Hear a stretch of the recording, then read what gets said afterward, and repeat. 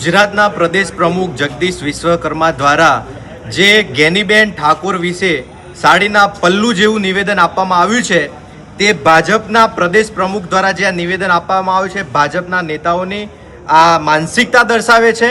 આ નારી સન્માનનું, નારી શક્તિનું અને સમગ્ર ગુજરાતના ઠાકોર સમાજનું ઘોર અપમાન છે. જગદીશ વિશ્વકર્મા જાહેરમાં જો માફી નહીં માગે તો આવનારા દિવસોમાં સમગ્ર ગુજરાતમાં ઠાકોર સમાજ તેમજ અરવલ્લી યુથ કોંગ્રેસ અને સમગ્ર ગુજરાત કોંગ્રેસ દ્વારા આ બાબતે સખત ઉગ્ર વિરોધ કરવામાં આવશે. અને આજે આ બાબતે અમે અરવલ્લી જિલ્લા કલેક્ટર સાહેબને આવેદનપત્ર આપવા માટે આવ્યા છે.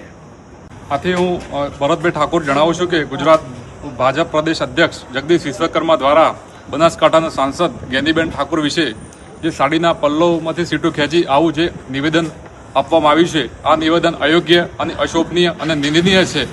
અને આ જગદીશ વિશ્વકર્મા મહિલા વિરોધી માનસિકતા ધરાવતા હોવાનું એમના આ નિવેદન પરથી સ્પષ્ટ થાય છે.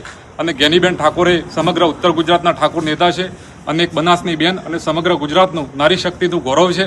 અને ગેનીબેનને પોતાની જાત મહેનતથી, પોતાની રીતે પ્રયત્નોથી એ પોતે નેતૃત્વ તરીકે, મહિલા નેતૃત્વ તરીકે ઉભરી આવ્યા છે.